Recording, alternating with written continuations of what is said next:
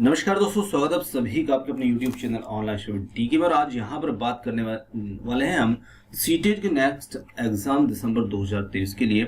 कब तक सीटेट दिसंबर एग्जाम का नोटिफिकेशन आएगा, एग्जाम कब तक हो सकती है और इस एग्जाम से संबंधित जो भी आपकी कोई क्वेश्चन है, डाउट है, वो सारे कंप्लीट इस वीडियो में आपको मिलने वाले हैं।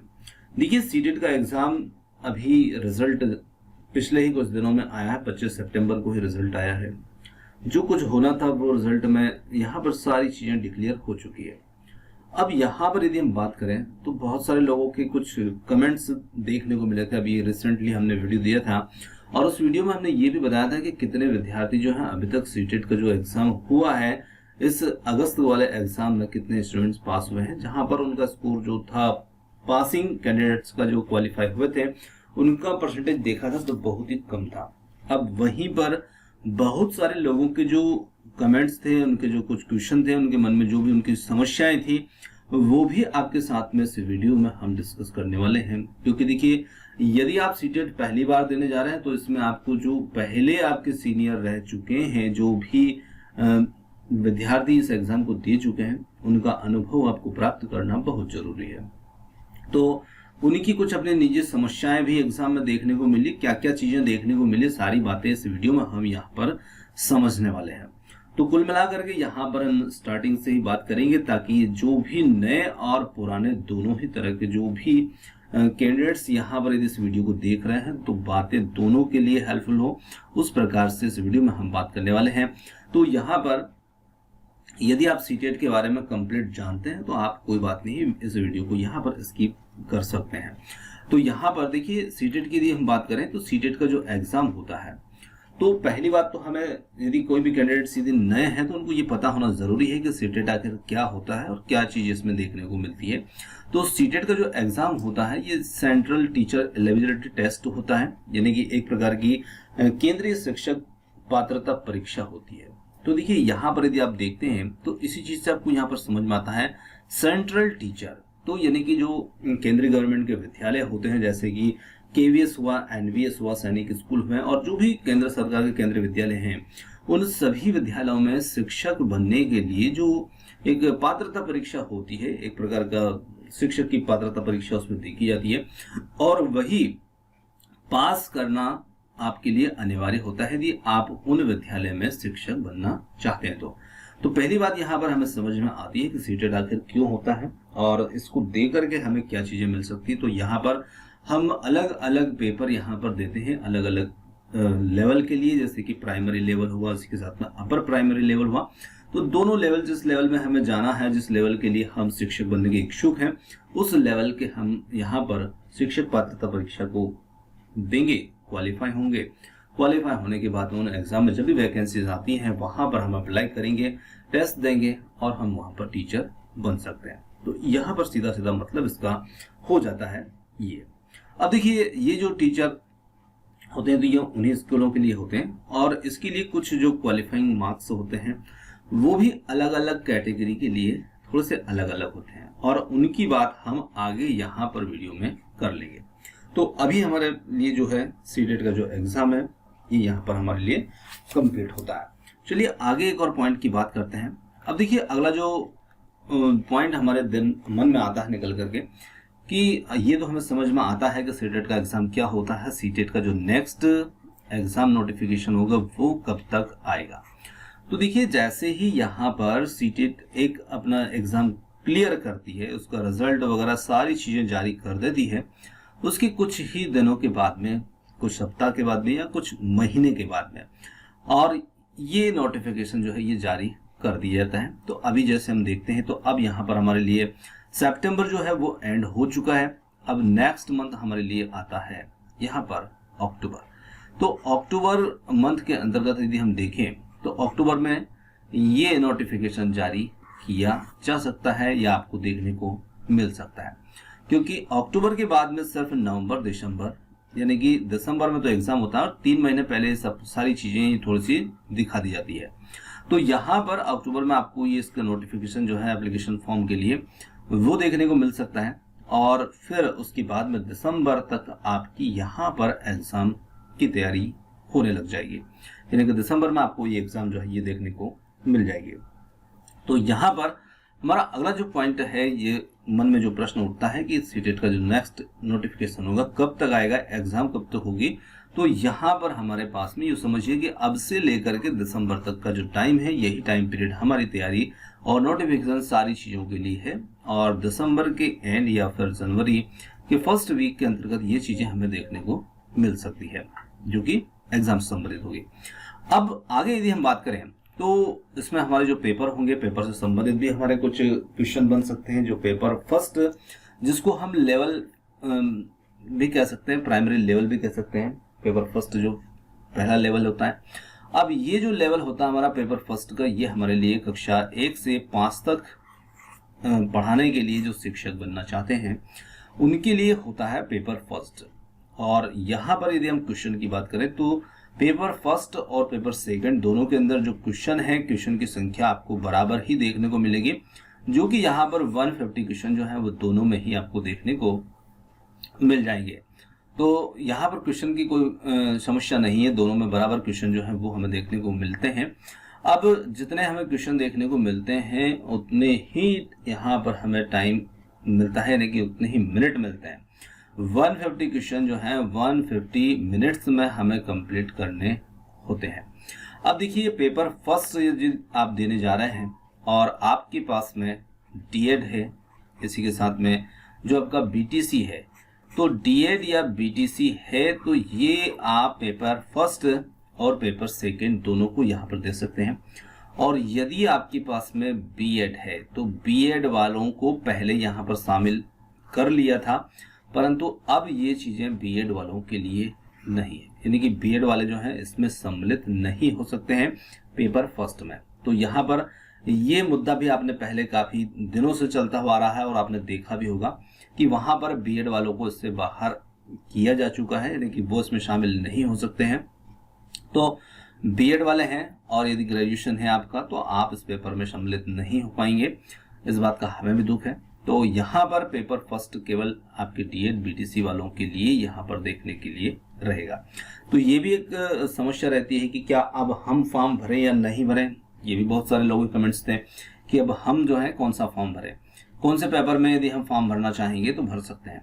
अब वहीं पर यदि हम बात करें तो पेपर सेकेंड के लिए, तो पेपर सेकेंड के लिए देखिए यहाँ पर आपके डीएड वाले भी इसमें शामिल हो सकते हैं, बीटीसी वाले भी शामिल हो सकते हैं और साथ ही साथ बीएड वाले जो हैं वो इसमें शामिल रहेंगे, क्योंकि बीएड वालों के लिए सिर्फ यहाँ पर 6 से 8 के लिए यही जो पेपर सेकंड लेवल का होता है वही यहाँ पर इनके लिए देखने को मिलता है। और फर्स्ट वाले जो हैं वो चाहें तो इसको भी दे सकते हैं, देना चाहें तो, यदि आप अपनी योग्यता जो है वो रखते हैं तो दोनों के लिए अपनी अपनी योग्यता है। पेपर सेकंड के लिए आपको ग्रेजुएशन, बीएड ये, और साथ ही साथ यदि आपका ग्रेजुएशन है, डीएड, बीटीसी जो भी आपके पास हो। तो इस प्रकार से यहाँ पर भी वही 150 क्वेश्चन जो है वो आपको देखने को मिलेंगे। पेपर फर्स्ट में हमने देखा था तो पेपर फर्स्ट में भी 150 क्वेश्चन थे, वहां पर ये भी 150 क्वेश्चन है, बस दोनों में थोड़ा सा डिफरेंस आता है। तो जो हमारे लिए मेन सब पार्ट होता है सीडीपी का, देखिए सीडीपी आपको वहां पर भी देखने को मिलेगा, फर्स्ट में सेकंड में भी सीडीपी देखने को मिल जाएगा। इसी के साथ में आपकी जो लैंग्वेज फर्स्ट होगी और फर्स्ट लैंग्वेज और लैंग्वेज सेकेंड दोनों ही जो लैंग्वेज है, तो यहाँ पर मैं दोनों को लिख देता हूँ, language second, first language second. इसी के साथ में यहाँ पर फर्स्ट में आपको मिल जाते हैं इसमें ईवीएस और मैथ्स, ये 5 पार्ट जो है ये आपको देखने को मिलते हैं पेपर फर्स्ट में। पेपर सेकेंड के अंतर्गत यही सारी चीजें आपके लिए CDP, language first, language second ये कॉमन रहेंगी। और साथ ही साथ आपके लिए जो मैथ्स और साइंस रहेगा, मैथ्स ये, और एक आपका जो सोशल साइंस रहेगा ये, ठीक है ना। तो सोशल साइंस और मैथ्स साइंस, यह पर मैथ्स और साइंस जो है, जो भी गणित वाले और साइंस वाले स्टूडेंट्स रहेंगे उनके लिए रहेगा। सोशल साइंस आपका जो है आर्ट और कॉमर्स वाले स्टूडेंट जिनका ग्रेजुएशन लेवल ये है, तो वो यहाँ पर इससे फॉर्म को फिल कर सकते हैं। तो ये बात आप यहाँ पर समझ गए होंगे। और बाकी ये तीनों चीजें आपको पेपर फर्स्ट में भी देखने को मिलेंगी और पेपर सेकेंड में भी। पेपर फर्स्ट में ईवीएस और मैथ्स 30 प्रश्न के ये अलग हो जाते हैं, और यहाँ पर 60 प्रश्न के ये अलग अलग हो जाते हैं। देखिए यहाँ पर मैथ साइंस 2 30 नंबर के आपको देखने को मिलेंगे और सोशल साइंस जो है वो आपको केवल और केवल 60 नंबर का ही इसमें देखने को मिलेगा। तो इस प्रकार से कुल मिलाकर के यहाँ पर 150 प्रश्न जो है दोनों पेपर के लिए हमें देखने को मिल जाते हैं। अब यहाँ पर आगे हम बात करने वाले हैं कि जो हमारा एग्जाम मोड होगा, एग्जाम मोड हमारा कौन सा होगा। देखिए अभी जो एग्जाम हुई है 20 अगस्त को जो एग्जाम हुई है, तो यहाँ पर 20 अगस्त की जो एग्जाम हुई थी ये हमारी ऑफलाइन मोड के अंतर्गत हमें देखने को मिली थी। पर इससे पहले की जो एग्जाम हुई थी, यदि हम इसके पहले चलते हैं तो यहाँ पर जो कुछ एग्जाम थी वो हमें ऑनलाइन देखने को मिली थी, ऑनलाइन मोड के अंदर देखने को मिली थी। अब देखिए ऑफलाइन और जो ऑनलाइन मोड था दोनों के अंदर समस्याओं की बात करते हैं ना, तो यहाँ पर ऑनलाइन के अंदर समस्याएं कुछ ज्यादा देखने को मिली थी। होता था क्या, यहाँ पर जब बच्चा एग्जाम देने के लिए पहुंचता पहले तो उसको सेंटर जो था वो काफी दूर दूर मिलता था, उसका मनपसंद सेंटर उसको कभी मिल नहीं पाता था। ये समस्या भी इस एग्जाम में देखने को मिलती थी।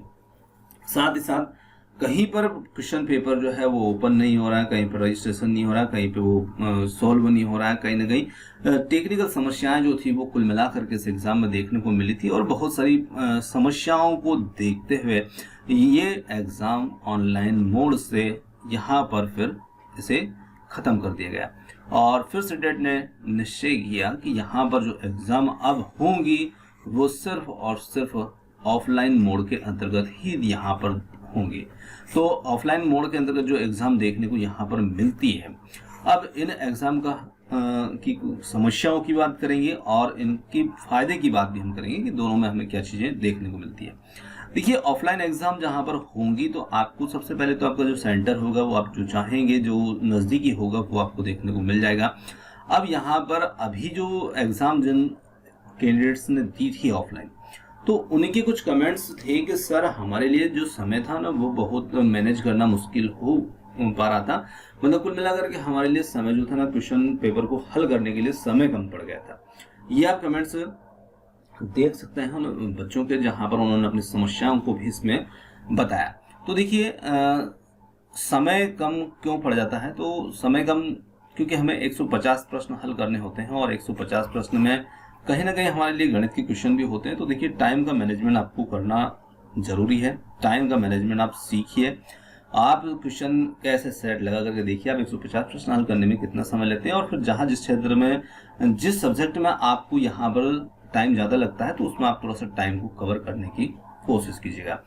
ऑफलाइन मोड जो है मेरे अनुभव से बहुत ही अच्छा मोड होता है, क्योंकि जब हमारे हाथ में क्वेश्चन पेपर होता है तो उसको हम चाहे जैसा मोड़ कर तोड़कर उल्टा सीधा घुमा फिरा कर हर तरीके से उस क्वेश्चन पेपर को देख सकते हैं, उसमें क्वेश्चन को समझ सकते हैं, उस पर हम हल कर सकते हैं जहां पर जो कुछ भी हमें लगता है।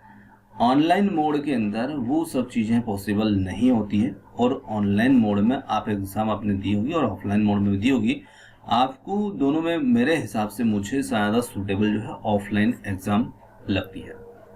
तो ये बहुत अच्छा निर्णय यहाँ पर सीटेट का है कि ऑफलाइन मोड में फिर से एग्जाम देखने को मिलती है। देखिए ऑनलाइन में हम ज्यादा समय स्क्रीन के सामने बैठते हैं तो हमारा दिमाग थोड़ा सा ऐसा हो जाता है जैसे कि हैंग हो गया है, थोड़ा सा मतलब दिमाग एकदम थोड़ा सा सही तरीके से प्रोसेस नहीं कर पाता है चीजों को समझने में, देखने में। ये चीजें भी यहाँ पर इसमें देखने को हमें मिलती है ऑनलाइन मोड के अंदर। पर ऑफलाइन में आप बिल्कुल फ्री होते हैं, आप चाहे जैसे सोच सकते हैं, दूसरों को भी यहाँ पर देख सकते हैं कि वो कैसे कर रहे हैं, कर नहीं कर रहे हैं, तो थोड़ा सा उनको देखकर भी। ऑनलाइन में तो हम सीधा उस डिब्बे के अंदर बैठे रहते हैं और उसी के साथ साथ हमारा दिमाग और हम जितना हमारा एग्जाम टाइम होता है पता ही नहीं चलता है कि हम क्या कर रहे हैं, है ना। तो एग्जाम का जो अभी मोड हमारा होने वाला है वो हमारा ऑफलाइन मोड होगा। ऑनलाइन मोड जब था एग्जाम तो वहां पर ऑनलाइन मोड में एग्जाम जो होती थी तब सीटेट जो है वो सिर्फ साल में एक बार ही होता था, पर ऑफलाइन मोड होता है तो ऑफलाइन मोड में सीटेट जो है यहाँ पर साल में आपको 2 बार देखने को मिल जाएगा, यानी कि 2 अवसर यहाँ पर आपको मिल जाते हैं। मान लीजिए कि अभी एग्जाम जो है वो दिसंबर जनवरी के अंदर हुआ है तो फिर दूसरा एग्जाम जो है वो जुलाई के अगस्त के अंदर आपको देखने को मिल जाता है, यानी कि 6 माह के डिस्टेंस पर 2 बार आपको ऑफलाइन मोड में एग्जाम देखने को मिल जाता है। तो तो अभी हमारा जो मोड था, मतलब जो भी एग्जाम थी वो 20 अगस्त को हुई, तो अगस्त से फिर आप वापस जा सकते हैं दिसंबर या फिर जनवरी तक। तो यहाँ पर ये चीज आपको देखने को मिल जाएगी। अब आगे हम बात करें देखिए टाइम की। तो टाइम यहाँ पर हमने पहले भी इसमें बात कर ली कि हमें टाइम जो है इस एग्जाम में देखने को मिलता है 150 मिनट। 150 क्वेश्चन है और 150 मिनट टाइम है। तो यहाँ पर कुल मिलाकर के हमारे पास में 2.5 घंटे होते हैं और 2.5 घंटे में ही हमें यहाँ पर टाइम का मैनेजमेंट करना होता है। तो टाइम मैनेजमेंट को भी आप कंप्लीट जरूर कीजिएगा यदि आप इस एग्जाम की तैयारी करने जा रहे हैं, तो है ना, क्योंकि बहुत सारे लोगों की समस्या ये देखने को मिली थी। चलिए, टाइम हमें इतना इसमें देखने को मिल जाएगा। अब बात करते हैं स्कोर की। तो देखिए स्कोर, यदि हम नंबर की बात करें तो पेपर फर्स्ट सेकंड दोनों के अंतर्गत यदि हमारे जो क्वालिफाइंग नंबर होते हैं, यदि 90 नंबर हमारे होते हैं और यदि हमारी कैटेगरी जनरल है तो 90 नंबर से हम क्वालिफाई हो जाते हैं। और वहीं यदि हम ओबीसी, एसटी और एससी कैटेगरी से हैं तो हमारे लिए यहाँ पर 82 नंबर्स इसमें कम से कम क्वालिफाइंग होना चाहिए। तो यहाँ पर इन कैटेगरी के लिए ये होते हैं और जनरल कैटेगरी के लिए ये होते हैं। और इतने नंबर लेकर के आप यहाँ पर इस एग्जाम को क्वालिफाई कर सकते हैं, ज़्यादा भी ला सकते हैं, कोई दिक्कत नहीं। देखिए स्कोर की सबसे बड़ी समस्या देखने को मिलती है, आप तैयारी करते हैं और जहाँ पर आपको 82 या 90 नंबर चाहिए होते हैं तो 82 नंबर आपको ना मिल करके 81 नंबर तक आप पहुंच जाते हैं और एक नंबर ही आपका कम रह जाता है।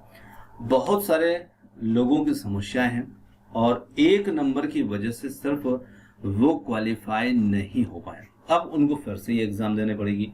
तो देखिए एक नंबर भी काफी हमारे लिए महत्वपूर्ण होता है। एक एक नंबर के लिए बाद में हम सोचें, विचार करें कि थोड़ी सी और तैयारी करते तो शायद एक नंबर बढ़ जाता। तो आप शुरुआत से ही अपनी तैयारी को ऐसी लेकर के जाइए कि बाद में एक नंबर के लिए आपको पछताना ना पड़े। और इसके लिए आप जितने भी सीटेट के प्रीवियस ईयर क्वेश्चन पेपर हैं उनको जरूर सॉल्व कर लीजिएगा। उन क्वेश्चन पेपर को सॉल्व कर लेंगे तो आपको इस एक नंबर के लिए रोना नहीं पड़ेगा। आप यहाँ पर जो क्वालिफाइंग नंबर हैं उनसे भी काफी अच्छा स्कोर आप इसमें कर पाएंगे। पर उसके लिए आपको तैयारी उस लेवल से करनी होगी। 3 महीने का आपको टाइम पीरियड मिलता है और इस 3 महीने में आप बेहतर तैयारी कीजिएगा। अब बात करते हैं ऑफलाइन ऑनलाइन एग्जाम। तो हमारी एग्जाम जो होगी आने वाली सीटेट नेक्स्ट एग्जाम वो हमारे लिए ऑफलाइन एग्जाम रहेगी। ऑफलाइन और ऑनलाइन दोनों में जो समस्याएं थी, समस्याओं के ऊपर हमने बात कर ली।